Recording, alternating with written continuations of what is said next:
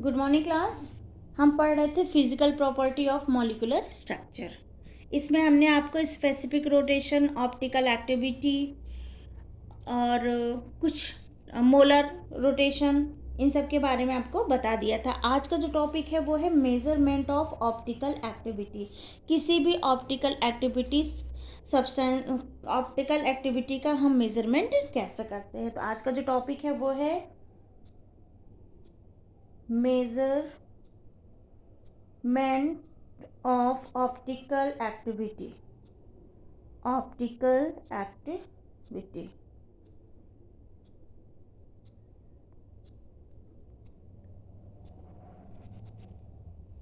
देखो, इसमें आपका एक पोलरीमीटर होता है।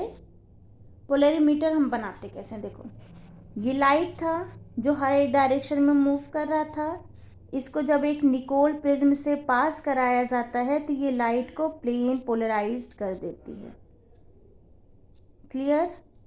इस प्लेन पोलराइज्ड लाइट को जब ऑप्टिकल एक्टिव सब्सटेंस से पास कराया जाता है तो ये लाइट को दो डायरेक्शन में रोटेट करती है। या तो वो लेफ्ट में रोटेट करे या फिर वो राइट में रोटेट करती है। ठीक है,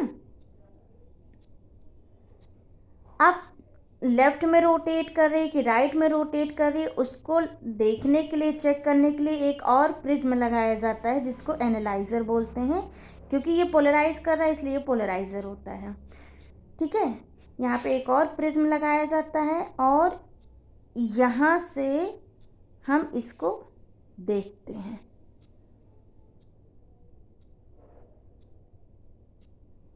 लाइट को हम यहाँ से देखते हैं कि लाइट हमारा कैसे बिहेव कर रहा है, डेक्स्ट्रो है कि लीवो है। ठीक है, और यहाँ पे इस पूरे सेटअप को एक बॉक्स में, एक ट्यूब में रखा जाता है। इस पूरे सेटअप को एक ट्यूब में रखा जाता है और यहाँ पे एक आपका लगाया जाता है सर्कुलर स्केल।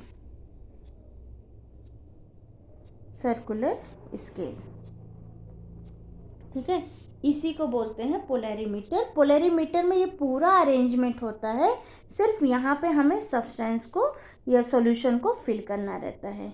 जब लाइट प्रिज्म में से पास होती है तो ये लाइट क्या हो जाती है, ये लाइट को क्या कर देता है, पोलराइज कर देता है। और ये प्लेन पोलराइज लाइट जब ऑप्टिकल एक्टिव सब्सटेंस में से होकर गुजरती है तो ये लाइट को या तो लेफ्ट या फिर राइट डायरेक्शन में क्या करती है, रोटेट करती है। और इस रोटेशन को चेक करने के लिए आगे एक एनालाइजर लगा होता है। ठीक है, एक प्रिज्म लगा होता है जो इसको चेक करता है और इसको बोलते हैं एनालाइजर। अगर लाइट सोल्यूशन के पैरेलल आ रही, मतलब सेम आ रही है, तो ब्राइटनेस दिखेगा और अगर अपोजिट आ रही है तो डार्कनेस दिखेगी। बात समझ में आई?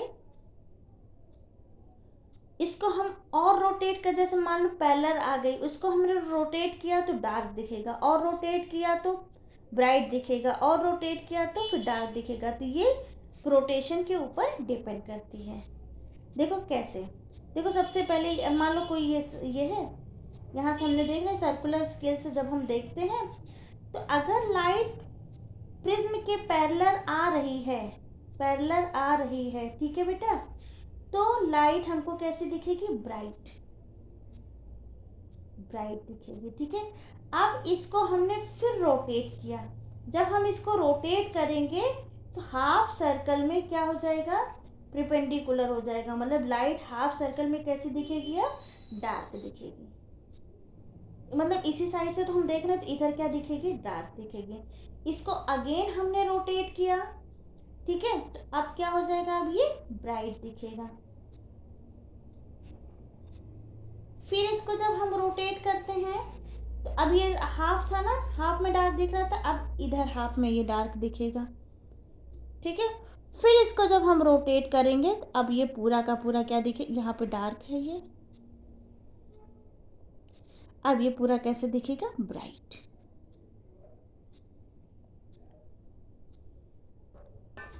यहाँ पे ये जो ऑप्टिकल एक्टिविटी है ये आपकी एक कॉन्स्टिट्यूटिव प्रॉपर्टी है। ठीक है, कॉन्स्टिट्यूटिव प्रॉपर्टी है। अगर हम कॉन्स्टिट्यूटिव प्रॉपर्टी की बात करें या फिर ऑप्टिकल एक्टिविटी की बात करें, तो जो हमारा कार्बन होता है वो कैसा होना चाहिए, आसिमेट्रिकल।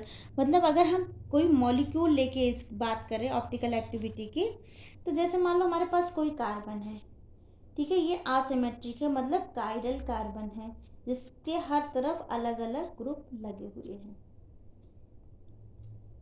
ठीक है। तो ये क्या है, असिमेट्रिक कार्बन है। असिमेट्रिक कार्बन होगा तभी वो ऑप्टिकल एक्टिव होंगे। अब देखो, प्लेन पोलराइज लाइट में हमने बात की थी कि ये लाइट को या तो लेफ्ट साइड में या फिर राइट साइड में रोटेट करता है, ठीक है। अगर लाइट जो है आपकी राइट साइड में जा रही है, जो लाइट है आपकी प्लेन पोलराइज लाइट अगर राइट साइड में जा रही है, तो उसको हम डी से डिनोट करेंगे, ठीक है। और ये हमारा हमेशा पॉजिटिव वे में होगा, ठीक है। और इसको हम बोलेंगे डेक्स्ट्रो। अगर लाइट हमारी लेफ्ट साइड में रोटेट हो रही है, तो उसको हम एल से डिनोट करेंगे और ये नेगेटिव में जाएगा और इसको हम बोलेंगे लियो, ठीक है। अब अगर किसी के अंदर हमें डी और एल दोनों फॉर्म मिल जाए, हो सकता है ऐसा भी पॉसिबल है कि लाइट में जो रोटेशन हो रहा है वो डी फॉर्म में भी हो सकता है और एल फॉर्म में, मतलब एक ही मॉलिक्यूल में दोनों फॉर्म मिल जाए, तो उसे हम बोलते हैं ऑप्टिकल आइसोमर। इनके बीच एक रिलेशन होता है जिसको हम बोलते हैं इनैंशियोमर। इनैंशियोमर का मतलब ये दोनों मॉलिक्यूल एक दूसरे के क्या हो जाएंगे, मिरर इमेज। कैसे, जैसे हमने कायरल कार्बन लिया जिसके हर एक तरफ जो ग्रुप्स हैं वो क्या है, डिफरेंट है, ठीक। सेम हमने एक और कार्बन लिया, देखो सेम ही मॉलिक्यूल है, अगर इनके बीच एक मिरर रख दिया जाए तो ये दोनों मॉलिक्यूल एक दूसरे की क्या है, मिरर इमेज है। यहाँ भी हाइड्रोजन है, यहाँ भी हाइड्रोजन है, यहाँ भी OH है, यहाँ भी OH है, यहाँ भी COOH है, यहाँ भी COOH है, यहाँ भी CH3 है और यहाँ भी CH3। ये दोनों एक दूसरे के मिरर इमेज है, मतलब ये दोनों एक दूसरे के इनैंशियोमर है, और इनैंशियोमर है तो ये ऑप्टिकल आइसोमर कहलाएंगे। अच्छा, ये आता है कि इस मॉलिक्यूल में डी और एल दोनों फॉर्म कैसे पाए जाएंगे। देखो इनकी नंबरिंग करो, ऑक्सीजन क्योंकि 8 होता है इसका, ठीक, तो इसको 1 दिया जाएगा।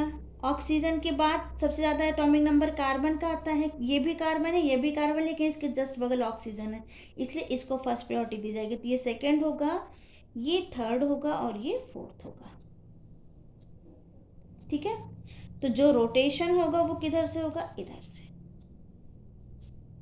फर्स्ट सेकेंड और थर्ड। यहाँ पे देखो first second third and fourth, यहाँ पे जो रोटेशन होगा वो इधर से होगा, मतलब एक क्लॉकवाइज और दूसरा एंटी क्लॉकवाइज। ओके बेटा, यहाँ एक compound towards the left rotate कर रहा है और दूसरा compound towards the right rotate कर रहा है, तो हम इसको क्या बोलते हैं, ये दोनों एक दूसरे के क्या हैं, ऑप्टिकल आइसोमर हैं और ये एक दूसरे के इनैंशियोमर भी हैं, ठीक। अब मान लो कोई ऐसा सब्सटेंस ले जिसके अंदर दोनों ही इक्वली मिक्स्ड हो, जैसे ये अलग अलग थे लेकिन दोनों एक दूसरे के आइसोमर थे। मान लो कोई ऐसा सब्सटेंस है जिसमें दोनों ही प्रेजेंट हो, डी फॉर्म भी प्रेजेंट हो और एल फॉर्म भी प्रेजेंट हो। मीन्स हम कह सकते हैं अगर मान लो किसी सब्सटेंस के अंदर दोनों इक्वली मिक्स्ड हैं, जिसके अंदर हमारे पास क्लॉकवाइज और एंटी क्लॉकवाइज रोटेशन हो रहा हो, तो वो हमारा सब्सटेंस ऑप्टिकली इनएक्टिव सब्सटेंस हो जाएगा।